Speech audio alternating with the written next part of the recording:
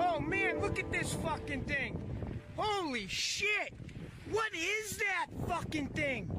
It's a Dolly Mama, Dolly Mama, Dolly Mama, Dolly Mama, Dolly Mama, Mama, Dolly Mama. Wow.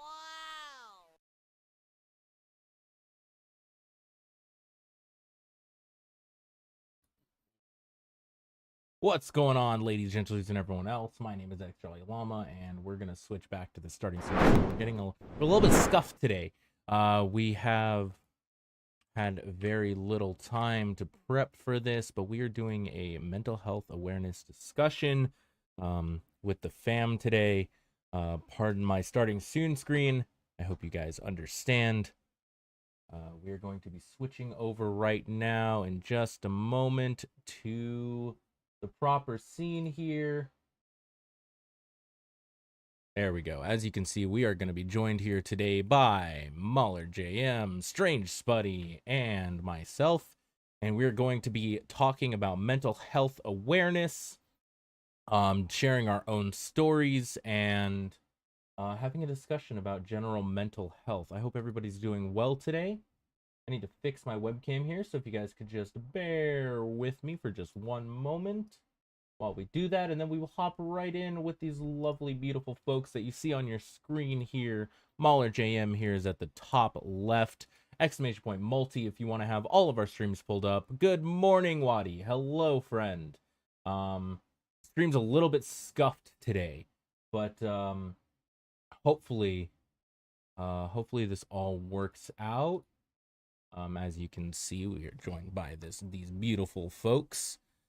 And yeah, we're gonna go ahead and undeafen. It looks like they are doing their intros here as well. They're talking to their own stream. So if you do see them talking today and you don't hear them, it is likely because they are talking to their own streams. I will go ahead and undeafen.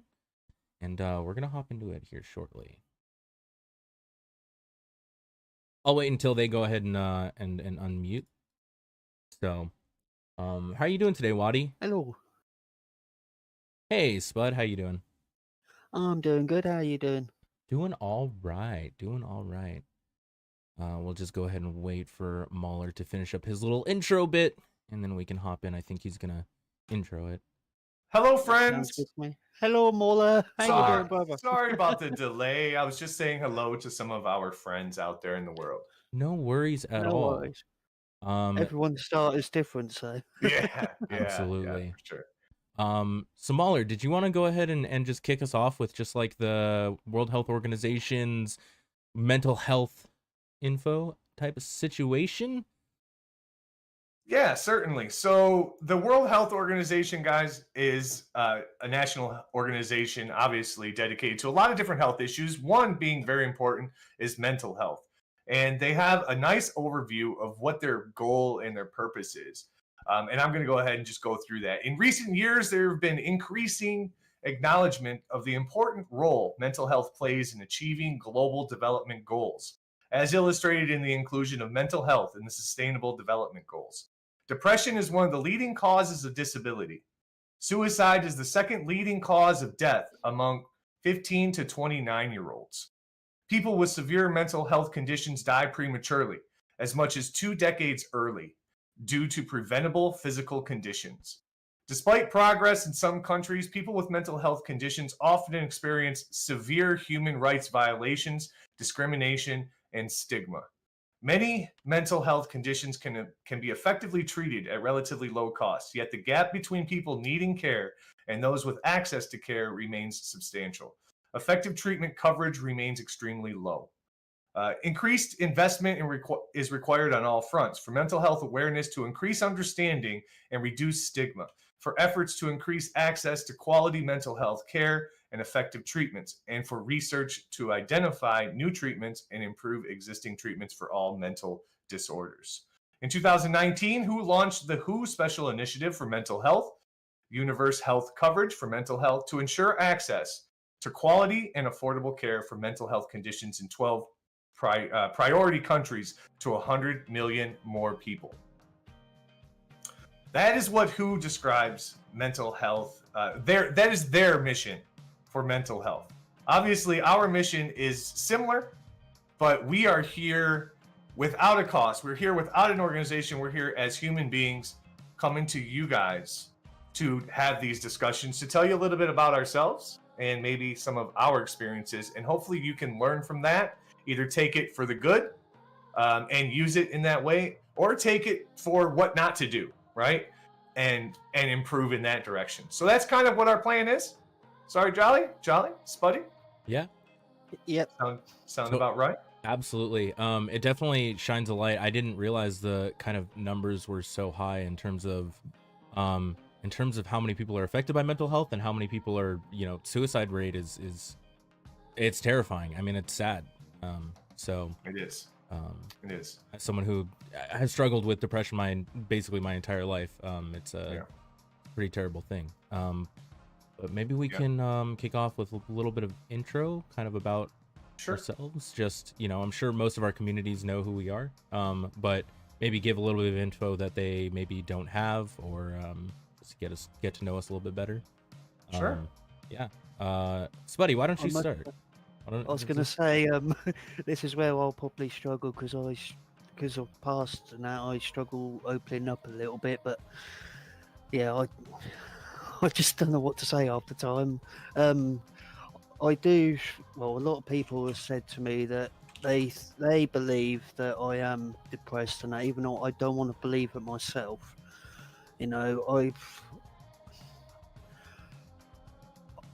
the main thing I have trouble with is explaining things as well. But yeah, I think when my depression really got to me was when my actual gran died last year, because I was so close to her, and I've got goosebumps even talking about her. But yeah, she was one of my closest family members, and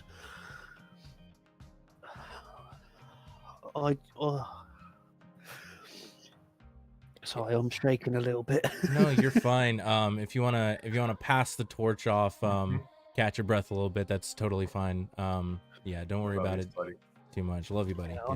I'm just not good at explaining, and I don't want to mess up on my first try. No, you're fine. You're fine.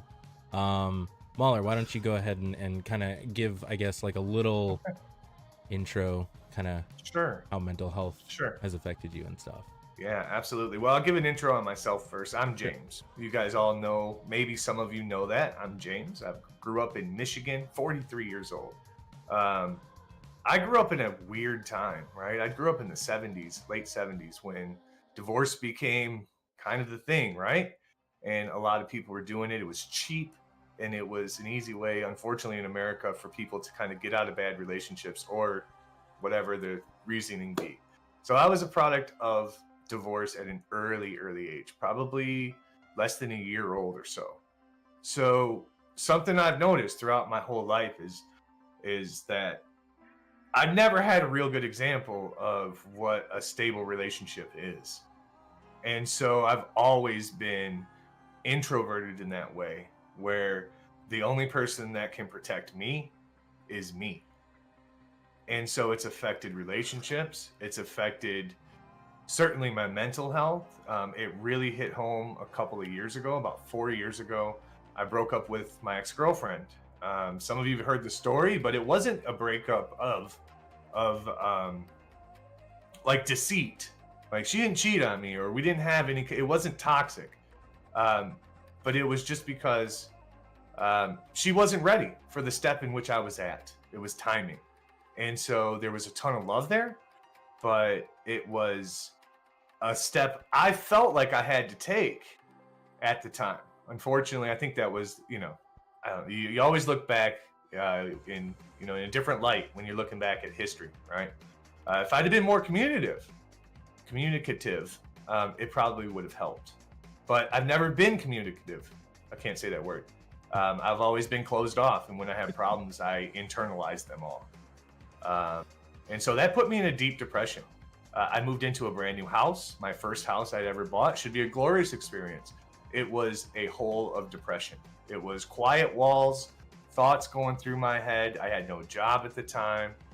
it just piled on. And I stood at the edge at one Christmas with the family. I told them, I'm going to make the decision on if this is the last Christmas in which I decide to come by, you know. And I meant that very seriously. It's, you know, it's my decision. Well, something I've learned as I've healed, right, is that it's about the people you put around you. It's about the conversations that you have with people that you call friends, keeping those people close, especially during this pandemic. If it wasn't for you guys in the Twitch community, guys like Jolly Llama, guys like Strange Spuddy, to just talk to and finally open up for once in my life, I don't know where I'd be. I really don't know where I'd be. You know, I put on a really good false front, very strong and, you know, mentally very solid, but deep inside, I'm still that little kid who got left at home, split between multiple parents when I was 1 year old. And it still affects me today. It's still, I mean, I don't know how you get over those things. But it's something that we as a generation, you guys as a younger generation, are also learning to cope with. Thankfully, at 40 years old, I had little, you know, we were a little tougher back then, right? They didn't have all the adjustment, you know, the drugs and the other mental acuity that we have today. And so, you know, we were just, you had to, you know, grow, you know, be strong, right? Rub some dirt on it, they'd say in sports, you know, when you get hurt. And that's kind of how it was growing up. So it's really damaging. And yeah, I'm still dealing with it. I deal with it every day. But that's a little bit about my story. I'm certainly open to any questions if anybody has any, of course, because it's a story that some of you can relate to, even being younger, you know, going through breakups and stuff. And if I can help you by giving you a piece of advice on something I did that was completely wrong, I would rather do that, you know, eat crow a little bit for my own mistakes to help you not make the same mistake and look back on 43 years of life and wonder what you've been doing. Yeah, well, go ahead, Charlie. Well, we love you, Mauler. I love you too. Yeah, we love you too. Yeah, appreciate you opening up a little bit there. I mean, you've done the same for us, I think, and that, you know, you just described us doing for you. So it's greatly appreciated. I guess for my intro, in case people don't know, my name is Casey. Some people know that, some people don't. 27, grew up in the general LA area, lots of people all around constantly. Yeah, I've been struggling with depression from the first time I was diagnosed with I guess it was potential depression. Was 6 years old, also a child of divorce, and you know, father was kind of in and out of my life for most of my younger years, so I also relate to Mauler sharing that kind of uncertainty with strong, stable relationships. And then on top of that, I also suffer from degenerative disc disease, which causes constant back pain. And as a kid, I was always really into playing physical sports. And once the pain started, I had to stop playing sports, which was kind of my emotional outlet. I kind of just spiraled downwards. On the plus side, I fell into video games, which, you know, led me here, to these beautiful people and, you know, streaming and all that.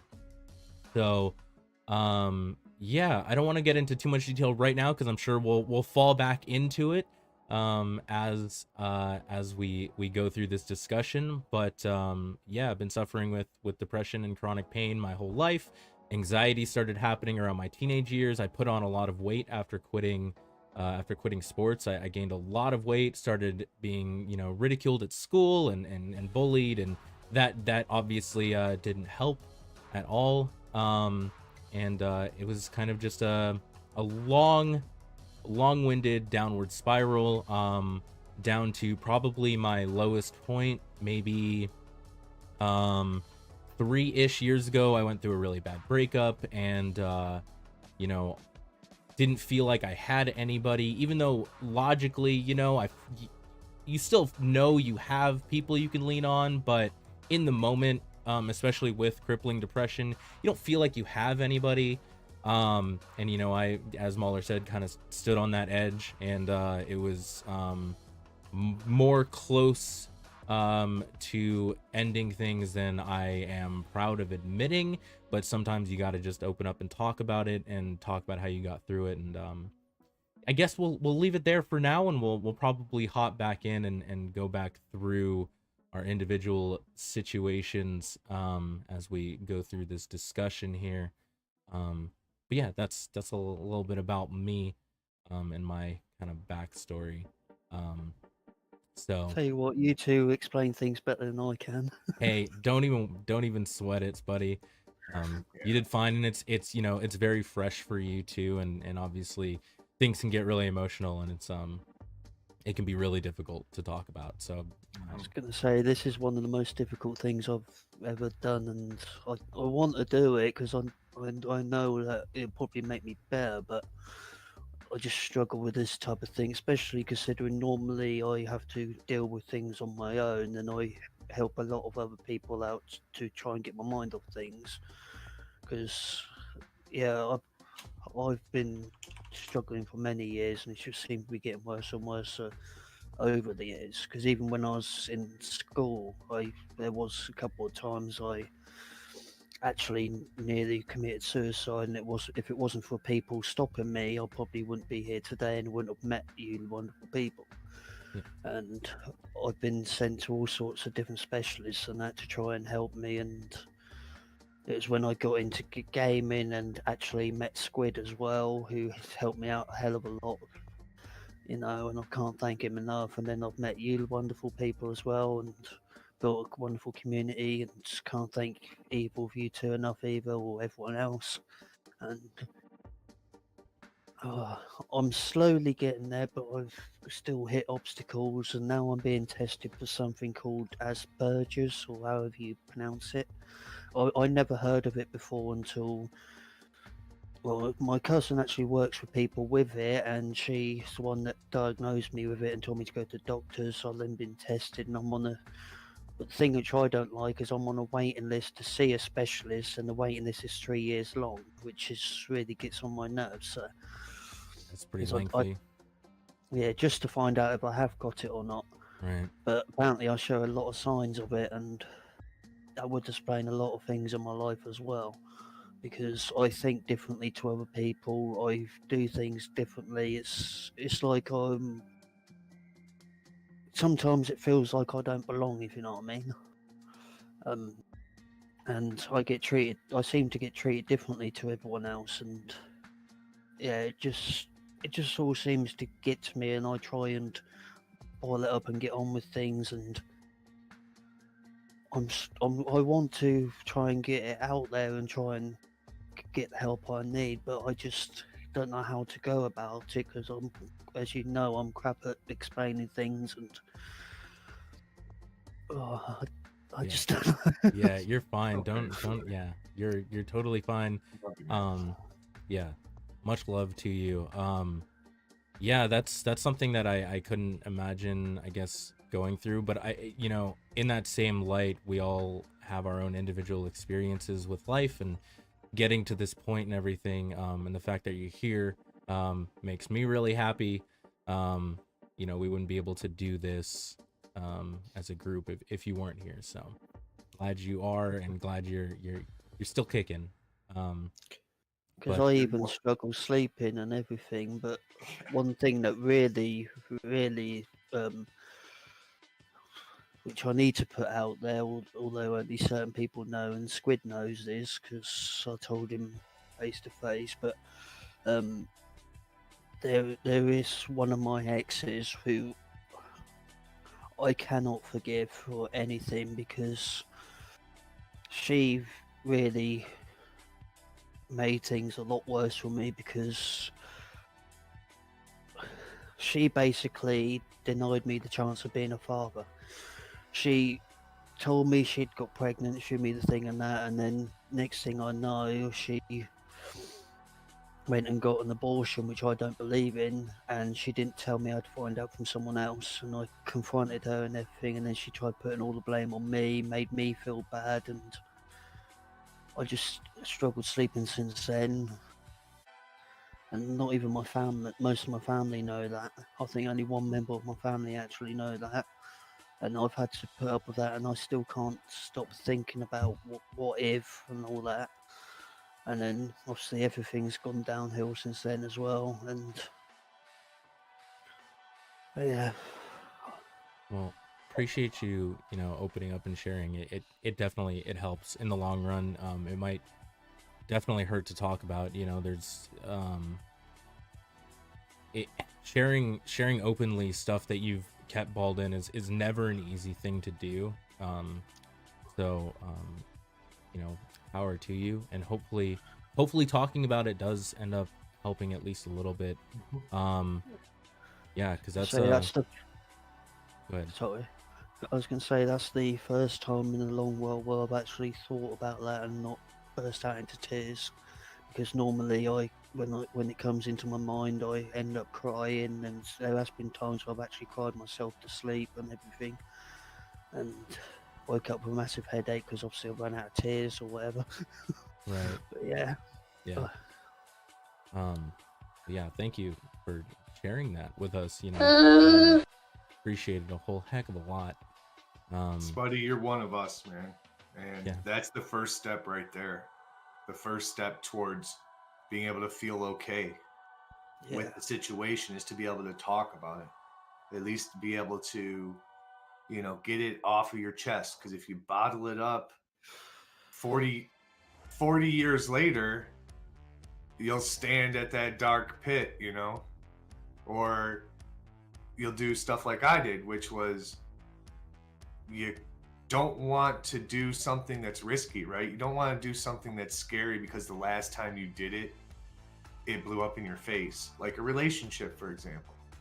But that next person who comes into your life could be the one, right, who changes it. And you may have, if you bottle it up, it could be 15 years and you come across 3 or 4 beautiful people that could have, been maybe that little missing link. I'm 43. And I was supposed to have, a 13-year-old by now, right? Something like that. And Well, that's my biggest regret right now. If I did have that gotta get it child, out. it'd be about 9-10 years old There you now. go. See.